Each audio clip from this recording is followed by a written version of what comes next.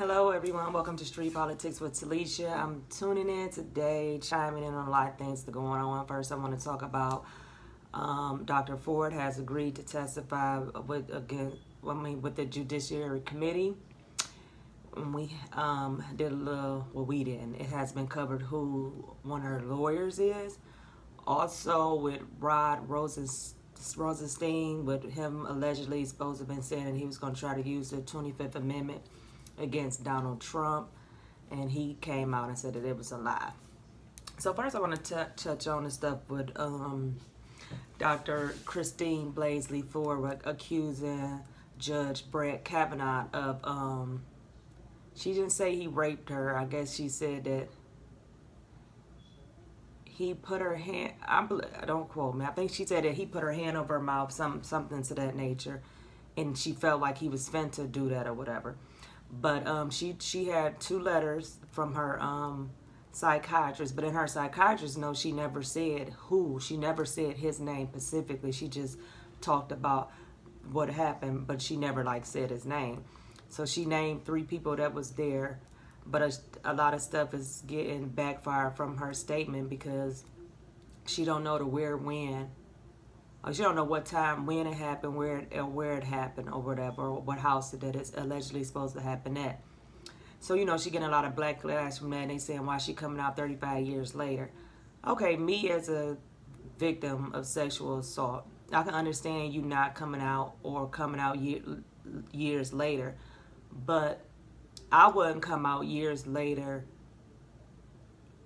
for a political gain. You know what I'm saying? Like, if you wanted to finally come out and tell your story, whatever time, however long it was, that don't matter, that is fine. But the way that you went about it, I'm going to say if you cared, I want to choose my words lightly, but I think you should have went to the FBI or your local police department about the accusations that you was made, giving it to Senator Feinstein. It looked like what it is, a political stunt. You know what I'm saying? What can Senator Feinstein do in your case if you saying this man sexually assaulted you? She can't do nothing. You know what I'm saying? That's just like, okay, I came out years later. Well, not too much years later. I mean, a couple of people knew during the process or whatever. Not during the process, during the years of what had happened with me. But just say, for instance, if he was running for congressman or president of the United States, and a political party called me because they found out that what I was alleging supposed to happen between me and him, and they tried to use me to come out. That would, hell no. No, you would not be able to, you're not going to exploit my pain for your political purpose. If I come out and tell my story whenever I want to tell my story, but you're not going to come knocking on my door because you want some political points against the candidate, or you don't want that candidate to be in office, or you go digging up and finding stuff and you try to come to me to exploit my pain. No, I would just say no. I don't understand why you went to Senator Feinstein. I hope someone asks you that question, because America wants to know, why did you go to her? But this is the thing, your lawyer had wrote a letter saying that she agrees to for you to come and testify on a Thursday. Now hold on, I had it pulled up. But the letter in there, I feel what she's saying, because at the end of the day, you wanted to be anonymous. Somebody outed you or whatever. But at the end of the day, we all know that was the Democrats. They the only one had your information. So it don't take a rocket scientist to figure it out that they leaked your name. They leaked your name to the press, and they leaked your name. It's nowhere around that. No one else had that information. If Senator Feinstein really cared about you, she would have took that information. Well, man, I think I heard that she's supposed to took it to the FBI, whatever the case. But why did you have to wait and come out with it? You know what I'm saying? Like, she used that as a political pawn to stall off for the nomination. Because if she really cared, she would have outed it then and made sure that you was kept confidential until you was ready to come out. Okay, here go the letter. Dear Ms. Wiley, Dr. Ford accepts the committee request to provide a first-hand knowledge of Brett Kavanaugh's sexual misconduct next week. Although many aspects of this proposal you provided via email on September 2018 at 2:33 p.m. are fundamentally inconsistent with the committee's promise of a fair, impartial investigation into her allegations, and we are disappointed with the leaks and bullying that have been tainted the process. We are hopeful that we can reach an agreement on the details. Can we set up a time later for this afternoon to continue our negotiations? Sincerely, Deborah Katz and Lisa Banks. That's one thing. So now she has a group of lawyers. One of her lawyers' name is Michael R. Bromwich, B-R-O-M-W-I-C-H. Okay, he is the former lawyer of, Andrew McCabe. Oh, you know, the one Donald Trump fired. That's her lawyer. Listen, I understand you can use anybody you want to be your lawyer, but this just looks so fishy. Like, this just looks so wrong and so fishy. Why is he your lawyer? Why you don't have, like, somebody from your hometown or somebody? Now you have people like him as your lawyer trying to tell your story when people ain't going to be able to get past that because they're going to be like, that's Andrew, and they're going to automatically think wrong. I mean, just how society is these days. When it's just little stuff like that, like, why is he your lawyer? And he tweeted out a statement saying, I'm honored to be joining Deborah Katz and Lisa Banks in representing Dr. Ford. This has been tainted so bad, and they watered down her assault, because I won't say that she wasn't assaulted. I can't say he did it. You know what I'm saying? We don't have, all we have is what she said and what he said. You know what I'm saying? Just, we don't have all the facts to say that we can all make up in our mind about, you know, if people believe her or not. But I think that they should hear her out, you know, and hear him out. And now they had said before that they wanted him to testify first, and that they didn't want certain people to question her and this is that. Listen, you accusing him of something. How was he supposed to testify and say anything? All he have is you saying he said he don't have nothing to go up against. I mean, you got to come out and say, this is what happened, this happened then, this happened then he can come and go on from what you say. You don't have half of the information, so how the hell he's supposed to have half of the information? Like, does this make sense? Like, we can just take names off this, who they nominate for, just take everything off and just listen to the facts. How can he dispute anything? What are he supposed to say? How he supposed to say he wasn't there and you don't even know where he was at? That's not. Then if he say he wasn't, where is he supposed to say he wasn't at? Where is he supposed to say this? Where, you know what I'm saying? How can he say anything and you're not giving no type of information? I mean, when I was 17 years old, I'm 36 years old. I don't know all the parties I've been with, dates and time. Like, that's just me. I don't know, but I know if something bad like that happened, I will remember. I remember what happened to me when I was getting physically abused and sexual. So I remember. I might not remember the exact dates, but I can tell you where it happened at. That's for sure. Me and my mind, by me being a survivor, that stuff does not leave your memory, unless sometimes people bury stuff up in them. That's why they see psychiatrists and they reveal a lot of that stuff becomes known to them. So that's all we saying is, like, you tell your story, tell your side of the story, let him tell his side of the story, and everybody got to judge off of that. But you can't throw out a half accusation and then expect for everybody to be like, oh, I just said that's enough for me. Then you got everybody backing you up. See, the Me Too has been tainted. Because look at what happened. Okay, we can give an example. Usher Raymond, the singer, R&B singer, Usher Raymond. When that lady came out with him and said she raped him in the hotel room, now our whole world was all over it. The whole world already judged him without this facts and come out that it was a lie. Just because you're a woman and come out does not mean nobody has to necessarily believe you up front for face value. And that goes for me. I mean, I have to prove what happened to me. You know what I'm saying? So How is it just anybody can say anything? So now I have 2 sons. So what, tomorrow somebody can wake up and say my son raped her? And just because she said he raped her, my son is damn guilty already without proving the facts? And she don't say where he raped her at or when it happened or none of this? Like, that don't know. That just don't sit well as me as a parent with 2 sons. That's for one. Like, I don't like that. I don't like the fact that some of these lawyers, this is how you know that these lawyers is playing a political move. They outed your name, for one. And for 2, now they trying to stall off the confirmation with him. Now, this is my thing that's for the Democrats and the Republicans, especially males. Be very careful. Watch your words and watch how you say, because women around the world are watching. Now, whether she's lying or she is not lying, we are watching you to see how you treat a sexual assault case as a woman, because women go years without wanting to come out. Some don't never come out. So we want to see how you handle this. Handle this with care, not no political stuff, not something to ram up your base, because it's going to backfire on you. Now, what you need to do, you need to hear both sides and make a good judgment on that. And I can honestly say the Republicans has been doing that. I didn't want to rush Kavanaugh for being confirmed. It's not going to hurt them to wait to after Thursday.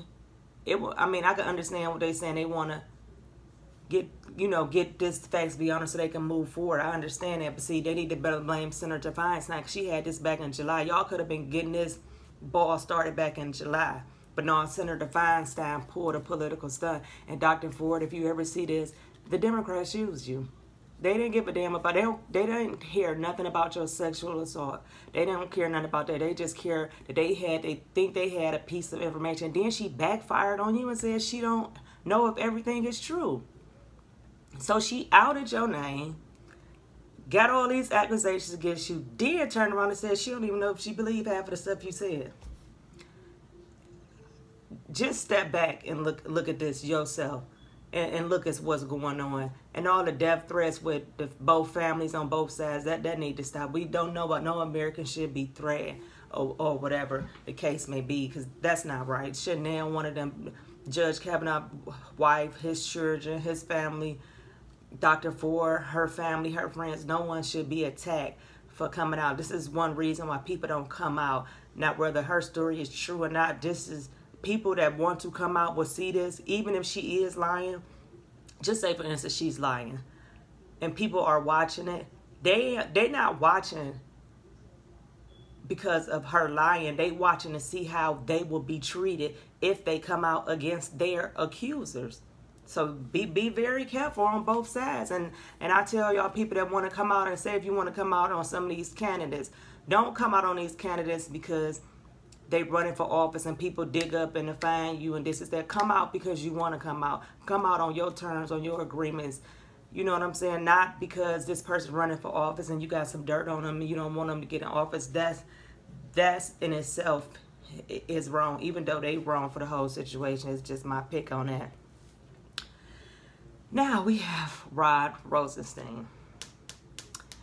Let me tell you something. I'm not a fan of the FBI because I watch how they do our community, and I try to tell people that's not Trump fans, Trump supporters, people that hate Trump. I try to tell them, take Trump name off of what the FBI has done to them. These are the same things that we cry about in our community. These are the same things I thought y'all was marching for and protesting for and kneeling for, and this is that. They are, just because we don't like who they doing it to does not make it right at all.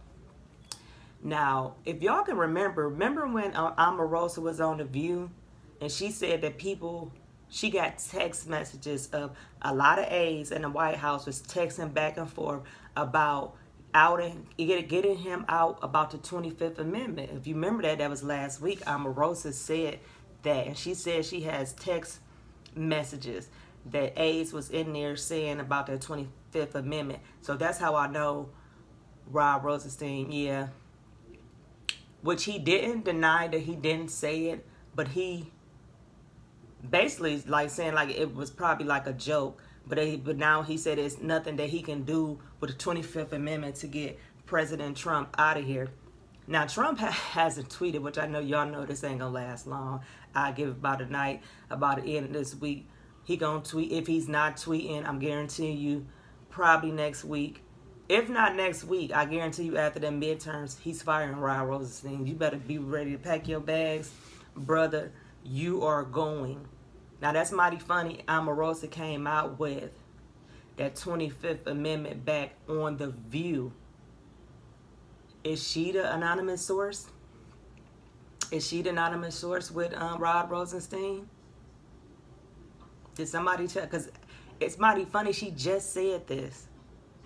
Now, he's allegedly supposed to have said that. Now, let me go on here. So it just don't, the FBI is just tainted. The way they handled with Donald Trump and not wanting him to be in office, the tapes, the secret messages going back and forth, we not going to let him in. And this is that, here it go. It's just obvious they didn't want Donald Trump in office. And then you got to look at it like this. Who else have they did to not get them in office or to get them in office? The FBI is supposed to be nonpartisan. They are supposed to, you know, follow the law for America. But if you sitting up here being political and saying you're not going to let this person get in office, how much you hate him and this, that, and now they said he said he was going to secretly record them. But see, this is what they do. Now, whether he said it was a joke, you showed and cleared up as a joke. If I tell a joke and be like, girl, when I see her, I'm going to smack her. Then we get to laugh. I'm like, girl, I'm just playing. Y'all know I ain't going to smack her. Y'all know it's a joke. But if I just say, girl, I'm going to smack her and just leave it as girl, I'm going to smack her, that means I said I'm going to smack her. Now, whether I smacked her or not, that ain't up for debate. I said it out my mouth. So evidently that must have been what it is. So now he's saying that they are lying. Of course he's gonna say they're lying because he already know after he already know what's over with. Now this is what he wrote and said. The New York Times story is inaccurate and faulty, incorrect. He said in the statement, I will not further comment on the story based on anonymous sources who are obvious bias against the departments and advance their own personal agenda. But let me be clear about this. Based on my personal dealings with the president, there is no bias to invoke the 25th Amendment. Yeah. But who did you say that to? You know what I'm saying? You had to say that to somebody. You know what I'm saying? Y'all walking around this White House just saying all kind of stuff. So we will see. I don't know. Now, whether they can use the 25th Amendment, like they don't have no basis, and basically he just came out and said this. But this is just, I mean, this is just going back and forth. But then you have people, it's just getting out of hand. And we'll see what it is. I'll probably be coming back to you later on about if she's going to, what terms are they going to accept. Because basically she just said she had testified, but still got terms that she wants to, you know, said this is her terms and agreements to this. So now she don't travel and this, that. Like, come on now. You was in Mexico. You didn't get there on a damn bike. You sure ain't drive across the world to get there. You was in Hawaii. You ain't get there on a bike or a car. Like, come on with the game. Quit letting them use you. And that's just my thoughts on all of that. I don't know. Let me know what y'all think. I'm just chiming in. I'll be chiming right back in because now we got to wait to see whether the Judiciary Committee did say they agreed to it for Thursday, but now we gotta see what these details are worked out of. Like, this is starting to be a fiasco, a circus, and then sexual assaults are getting watered down because of stuff like this, and this is why people don't come out, because the games that people play. That's why you gotta watch who around you, watch who